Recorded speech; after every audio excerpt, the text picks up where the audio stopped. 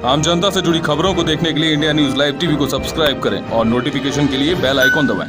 IPS DG law and order Ashok Kumar ji ने corona के खिलाफ जंग में जुटे उत्तराखंड पुलिस के सभी जवानों का हौसला बढ़ाया।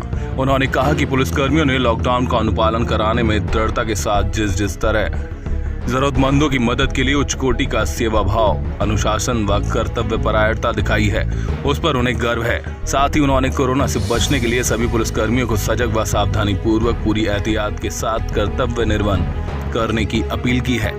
जय हिंद।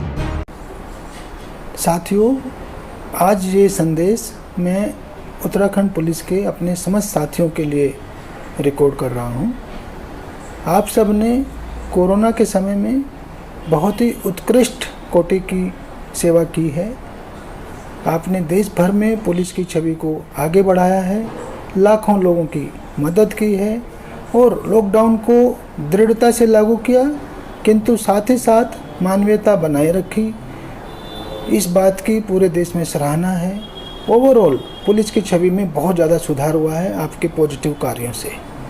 मैं आपको बता दूं, देश में पुलिस का ट्रस्ट कोशेंट पहले 30% हुआ करता था, आज वो 90% तक चला गया है।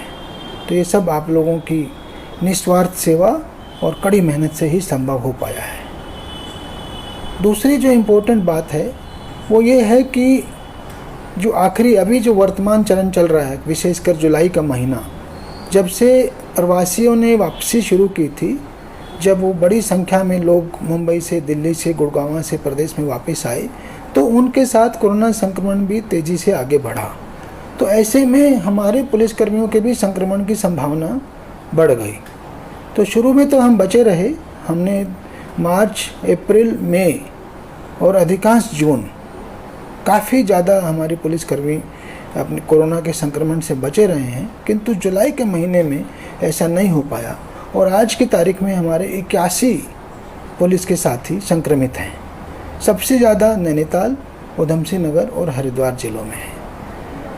तो ये भी आपको बता दूं, उन 81 में से 9 लोग ऐसे हैं जो पूरी तरह स्वस्थ होकर वापस ड्यूटी पर लौट चुके हैं। तो वो निश्चय ही बधाई के पात्र हैं और उन्होंने हौसला दिखाया और वापस लौटे और फिर से ड्यूटी कर रहे हैं।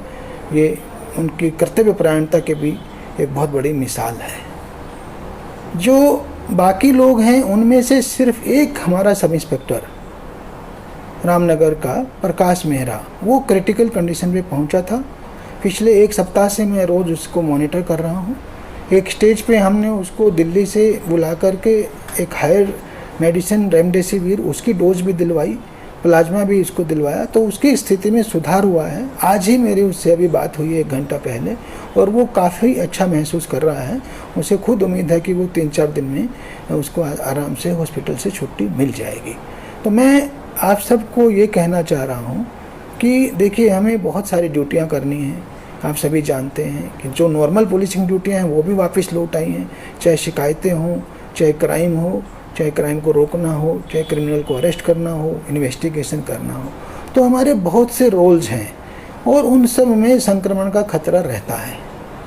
तो मैंने शुरू में ही आपको SOPs भेजी थी और आपको इक्विपमेंट भी समय समय पर आपके जो यूनिट प्रभारी हैं, बटालियन प्रभारी हैं, जिला प्रभारी SSP हैं, सब ने उपलब्ध कराए होंगे। मैं आपसे फिर से एक रिक्वेस्ट करना चाहता हूँ कि सभी लोग जो SOPs बनी हैं उसका एकदम अक्सर से पालन सुनिश्चित करें। जितने हमारे कैंपस हैं, थाना हो, पुलिस लाइन हो, बटालियन हो, सबको दिन में कम से कम 3 बार सैनिटाइज करें। जो भी आदमी वहाँ बाहर से आ रहा है उसको बिना चेकिंग के ना आने दें। विशेषकर थाने पे आने वालों की संख्या काफ़ी रहती है जो बाहर से आने वाले लोग हैं, तो उसको पहले थर्मल स्कैनिंग वगैरह करा लें ज़रूर हर हालत में और ये देख लें कि इसको किसी तरह के कोरोना के सिम्टम तो नहीं है। फिर उसको मास्क 100% सुनिश्चित कराएं कि वो मास्क पहने हो और सोशल डिस्टेंस बना के रखा हो। आप तो स्वयं पहने ही पहने, किंतु जिससे मिल रहे हैं, जो आपसे मिलने आ रहा है या जिसकी आप चेकिंग कर रहे हैं, वो मास्क पहनना बहुत ज़रूरी है। ये आप समझ लीजिए, एक संक्रमित व्यक्ति अगर उसने मास्क पहना हो तो उसके संक्रमण को ट्रांसमिट करने की संभावना 90% से ज़्यादा कम हो जाती है। यानी रिस्क हमारा बहुत ही कम रह जाता है और अगर हमने भी पहना हो तो 99% रिस्क खत्म हो जाता है। तो कृपया करके आप स्वयं भी मास्क पहने, जो जिससे मिल रहे हैं वो इंश्योर करें कि वो मास्क पहने हो। आपके लिए एक एक्स्ट्रा मैं आप सबसे अनुरोध कर रहा हूँ कि फेस शील्ड जरूर पहने। आप देखिए सभी फ्लाइटों में जो भी है मैंडेटरी है फेस शील्ड पहनना। फेस शील्ड का दोहरा लाभ है कि पहले तो मास्क में अगर कोई कमी रह जाए तो फेस शील्ड आ गई आपके पूरे चेहरे पे, नाक पे, आँखों के सामने। दूसरा, अगर कहीं गलती से कई बार हमारा हाथ लग जाता है बार बार, तो हाथ भी नहीं लगेगा क्योंकि हमने फेस शील्ड पहनी हुई है। मुश्किल से ये 40-50 रुपए की चीज़ है, 35-40-50, और सभी ज़िलों को SSPs को कह दिया गया है कि आपको हर हालत में उपलब्ध कराएं।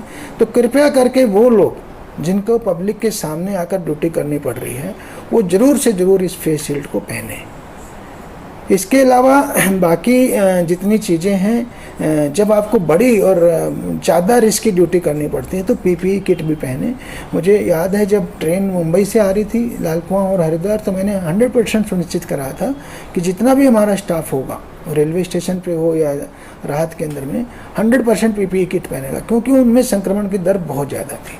तो ऐसे ही आपको देखना है, जब भी आप जहां आइसोलेशन ड्यूटियां हैं, जहां क्वारंटाइन ड्यूटी हैं, जहां संक्रमण की ज़्यादा संभावना है, कंटेनमेंट जोन्स हैं, तो जहां भी आपको लग रहा है कि खतरा ज़्यादा है तो वहां फिर PPE किट भी SSP को भी हमने कहा है वो PPE किट भी ले ली जाए।